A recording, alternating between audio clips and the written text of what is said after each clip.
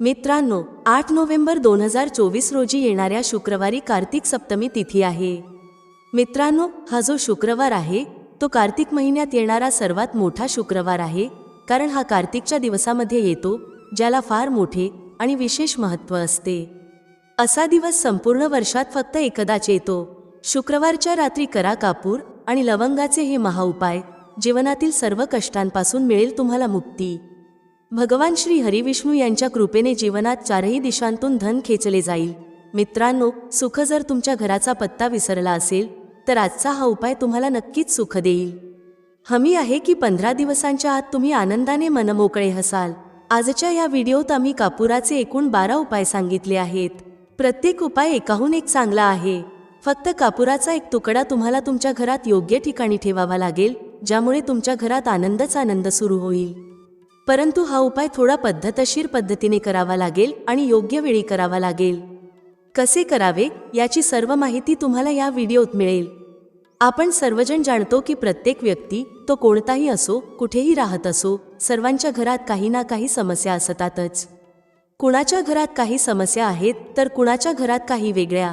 ते आजार असो, धनाची कमी असो, व्यापार चालत नसणे असो, कलह असो, सुखसमृद्धीत कमी पडणे असो किंवा मुलांच्या शिक्षणात अडचण असो, प्रत्येक समस्येचा उपाय तुम्हाला याच एका व्हिडिओमध्ये मिळेल.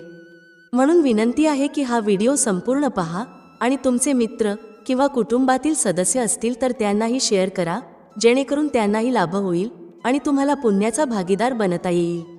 हे एक अतिशय चांगले काम आहे. तुम्हाला विनंती आहे की हा व्हिडिओ संपूर्ण पहा आणि जर तुम्ही चॅनलवर नवीन असाल तर चॅनलला नक्कीच सबस्क्राईब करा. व्हिडिओतील माहिती तुमच्या कामाची वाटल्यास, व्हिडिओ आवडल्यास एक लाईक करा. तर चला जाणून घेऊया कापुराचे चमत्कारिक उपाय काय आहेत. या व्हिडिओमध्ये तुम्हाला कापुराचे एकूण 12 उपाय सांगितले आहेत. आपण सर्वजण जाणतो की कापूर हे एक उडणारे पदार्थ आहे.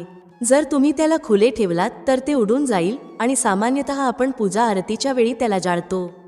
घरातील दरिद्रता हटवण्यासाठी आणि घरात सुख, शांती आणि समृद्धी आणण्यासाठी आपण त्याचा वापर करतो. त्याला जाळल्याने वातावरणात एक छान सुगंध पसरतो, घरातील नकारात्मक ऊर्जा दूर होते आणि आपल्या मनाला शांती मिळते. संस्कृतमध्ये त्याला कर्पूर, हिंदीमध्ये कपूर आणि इंग्रजीमध्ये कॅम्फॉर तर मराठीत कापूर म्हणतात. पहिला उपाय आहे, जर तुमच्या घरात खूप लहान सहान गोष्टींवरून भांडणतंटा होत असेल, शिवीगाळ सुरू होत असेल, कुटुंबातील माणसे हे विसरून जातात की कोण मोठा आहे, कोण लहान आहे, तर त्यासाठी तुम्हाला काय करावे लागेल? तुम्हाला एक कापुराचा तुकडा घ्यावा लागेल. एक पीस कापूर घ्या. बाजारात तुम्हाला 3 प्रकारचे कापूर मिळतात.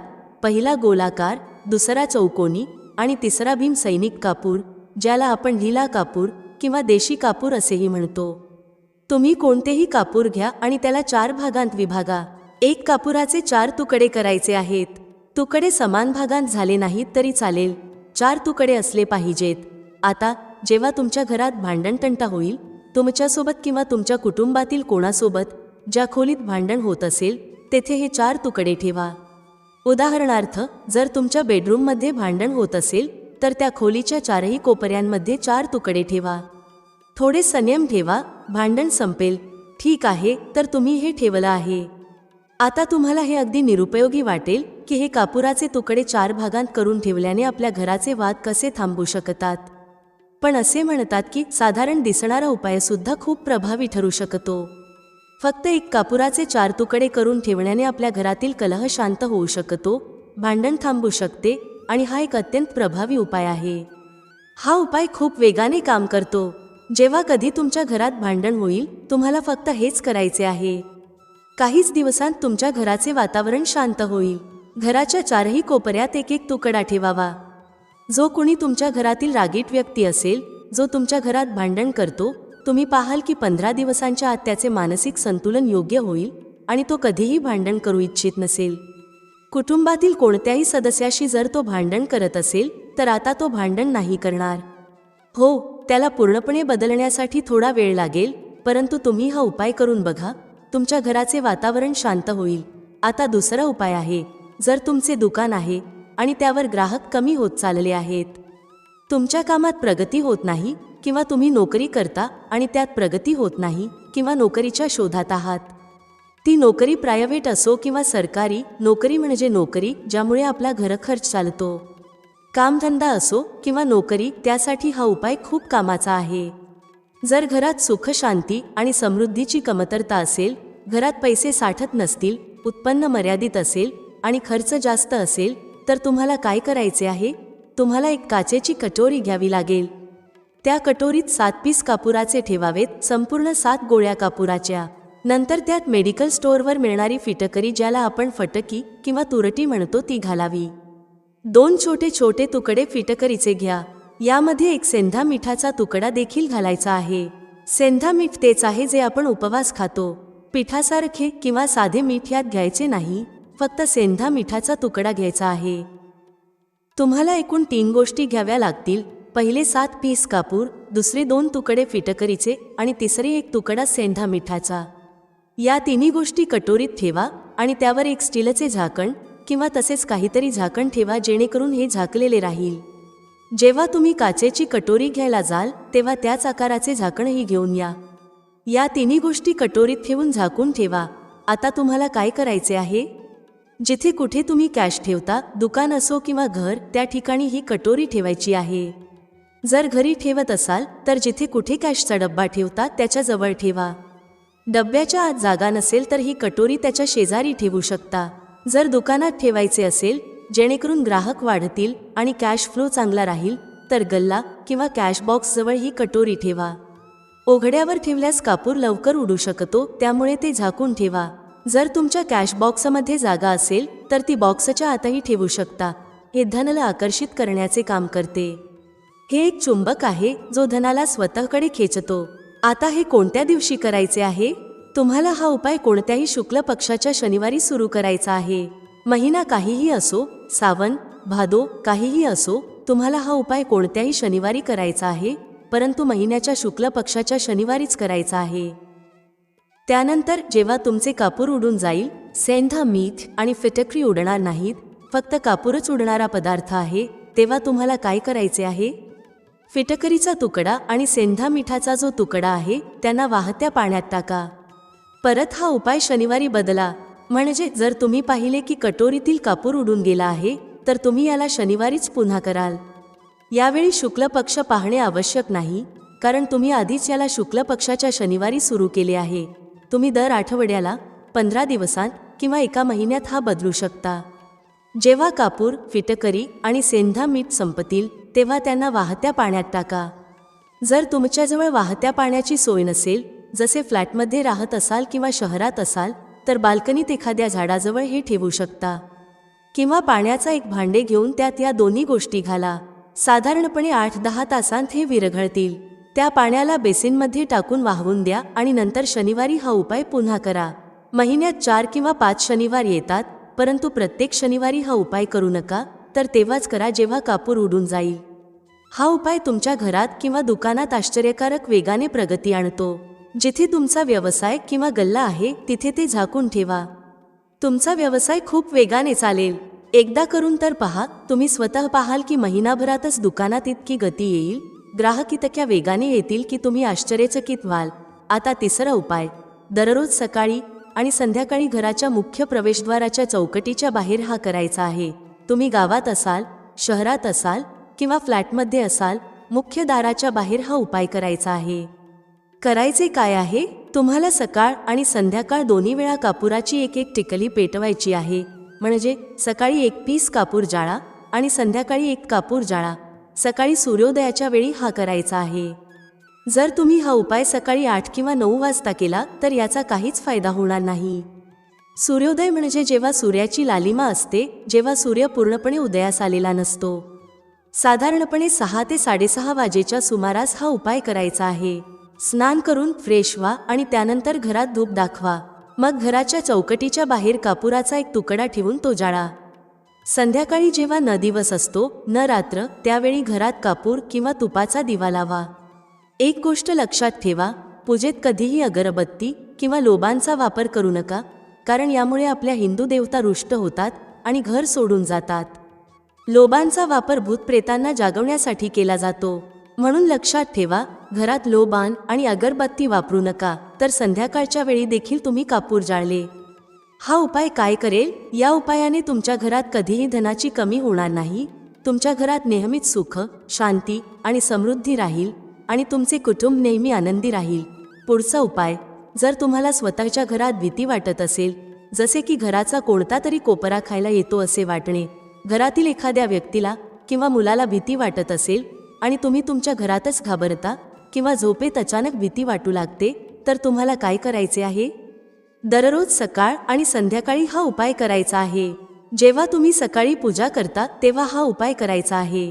पूजेनंतर एक पीस कापूर घ्या, त्याला तुपात बुडवा आणि जाळून त्याचा धूर संपूर्ण घरात प्रत्येक खोलीत फिरवा. या उपायाचे 2 फायदे आहेत. पहिले, तुमच्या घरातील नकारात्मक ऊर्जा बाहेर जाईल आणि दुसरे, रोज कापुराची आरती संपूर्ण घरात दाखवल्याने घरात देवी देवतांचा वास राहील आणि तुमच्या घरावर नेहमीच भगवंताचा आशीर्वाद राहील. कुटुंबावर जेव्हा भगवंताचा आशीर्वाद असतो तेव्हा ते नेहमी आनंदी राहते.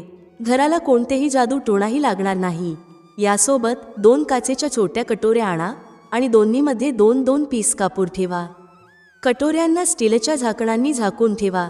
आता एक कटोरी आपल्या खोलीच्या खिडकीवर ठेवा आणि दुसरी कटोरी शौचालयाच्या खिडकीवर ठेवा. हे सुमारे 1 महिना आरामात चालेल. जेव्हा कापूर उडून जाईल तेव्हा त्यात 2 नवीन पीस कापूर ठेवा.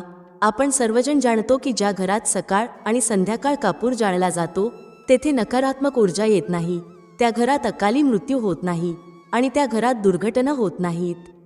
म्हणून तुम्ही हा उपाय करायला हवा. पुढचा उपाय, जेव्हा तुम्ही रात्री झोपी जाता तेव्हा झोपण्यापूर्वी आपल्या खोलीत 1 पीस कापूर जाळून झोपा. आपल्यापैकी प्रत्येकाला मनाला शांती मिळावी असे वाटते.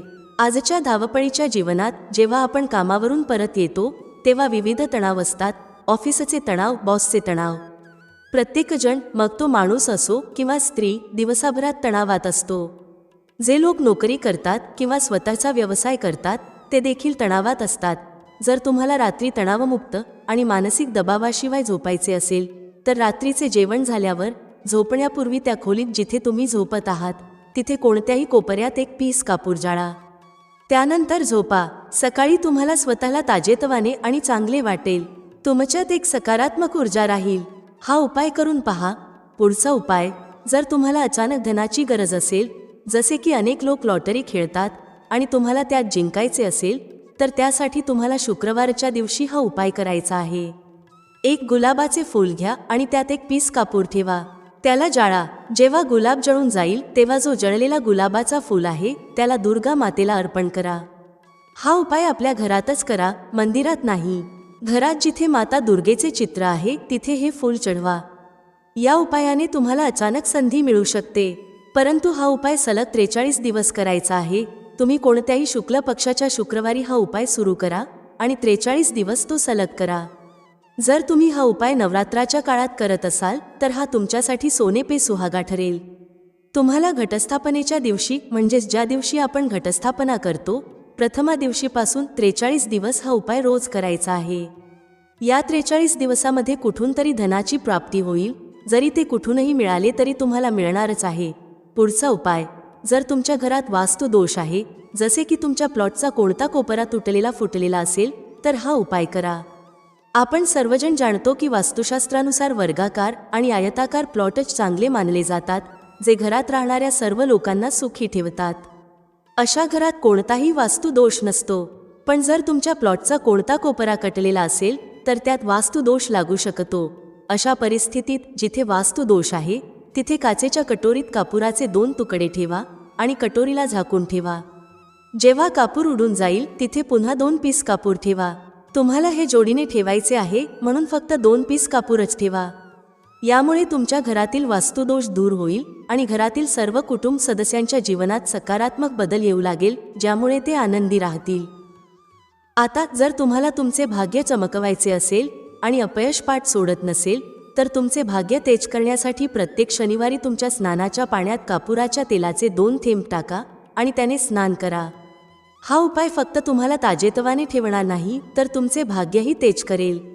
3 शनिवारांच्या आतच तुम्हाला त्याचा परिणाम दिसू लागेल. पहिल्या शनिवारपासून स्नान करणे सुरू करा आणि 3ऱ्या शनिवारपर्यंत तुम्हाला कुठून तरी आनंदवार्ता मिळेल. तुम्ही हे आयुष्यभर करू शकता. यात कोणतीही वेळेची मर्यादा नाही. प्रत्येक शनिवारी तुमच्या स्नानाच्या पाण्यात कापुराच्या तेलाचे 2 थेंब टाका आणि स्नान करा.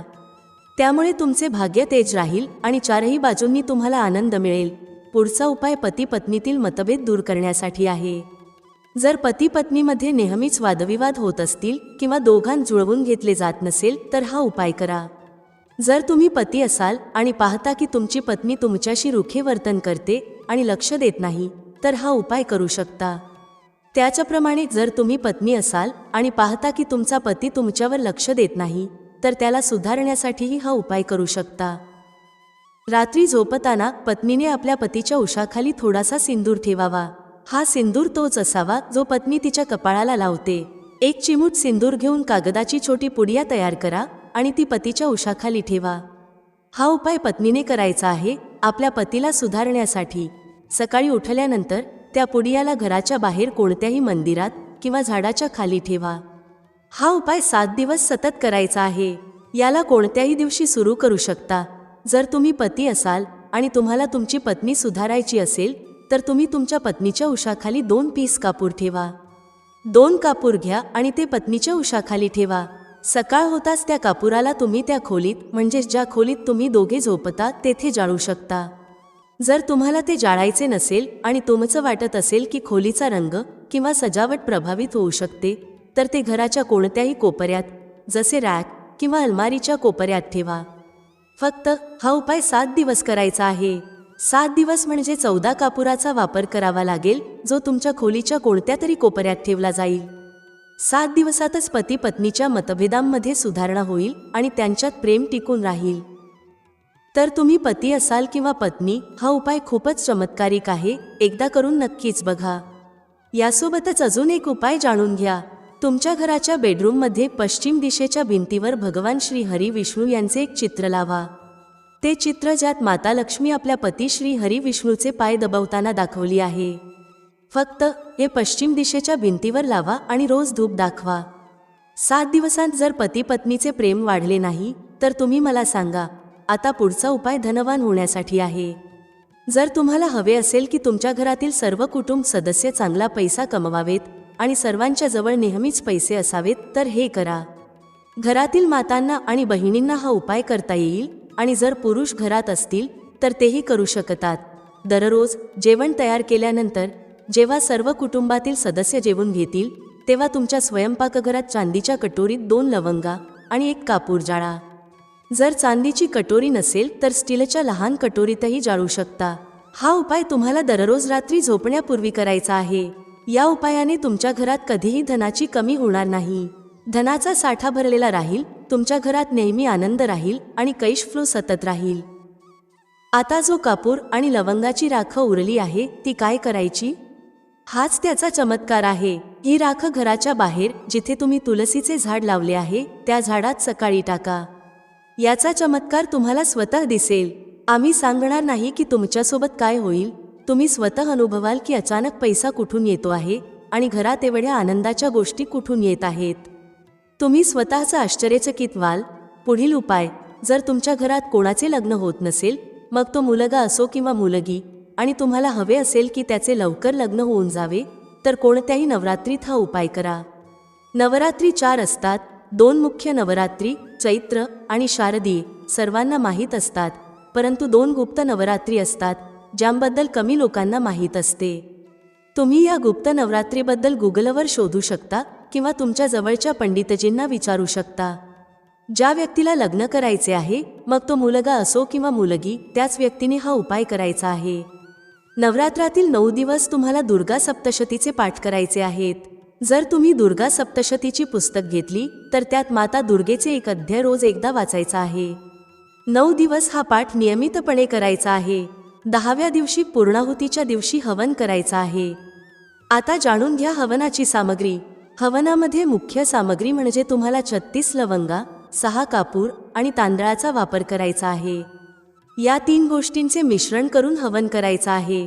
9 दिवसांनंतर हवन पूर्ण होईल आणि पूर्णाहुती होईल. त्यानंतर 9 दिवसांनी आणि सुमारे 40 दिवसांच्या आत तुमच्या लग्नाचे संयोग बनू लागतील. हे आजमावलेले उपाय आहे आणि कधीही निराश करणार नाही. तुम्ही हे कोणत्याही नवरात्रीत करू शकता. आता पुढचा उपाय स्वतःचे घर मिळवण्यासाठी आहे.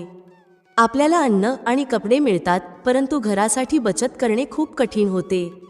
जर तुम्ही भाड्याच्या घरात राहत असाल तर मनात नेहमीच ही इच्छा राहते की आपले स्वतःचे घर असते तर किती बरे झाले असते, जरी ते छोटे का असेना. जर तुम्हाला तुमचे स्वतःचे घर हवे असेल पण पैसा साठत नसेल तर हा उपाय करा. हा उपाय कोणत्याही नवरात्रीत करा. 4ही नवरात्रींपैकी कोणत्याही नवरात्रीत ज्या ठिकाणी तुम्हाला तुमचे घर बनवायचे आहे त्या ठिकाणची थोडीशी माती आणा. ही माती काचेच्या कटोरीत ठेवा. नवरात्री दरम्यानच हा उपाय करायचा आहे, कारण या काळात हा उपाय खूप प्रभावी ठरतो. काचेच्या कटोरीत त्या जमिनीची माती ठेवून त्यात थोडेसे गंगाजल आणि एक कापूर टाका. आता कटोरीला जमिनीवर एक मातीच्या ढिगावर ठेवा, जसे आपण माता दुर्गेच्या घटस्थापनेत कलश ठेवतो.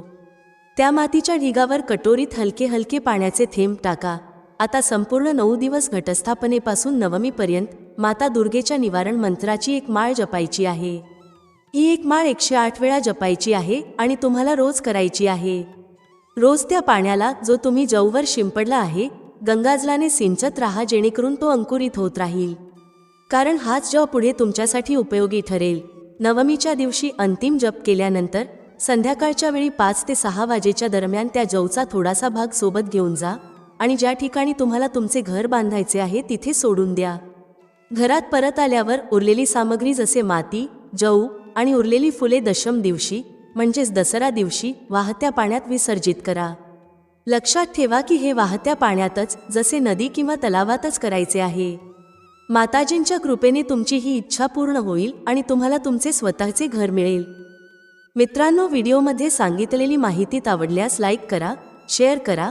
भेटूया पुढच्या अशाच एका ज्ञानवर्धक व्हिडिओमध्ये एका नवीन चर्चेसह. तुम्हा सर्वांचे मनःपूर्वक आभार. श्री स्वामी समर्थ. जय श्री राम, जय श्री हनुमान, जय श्री कृष्ण, जय माता लक्ष्मी.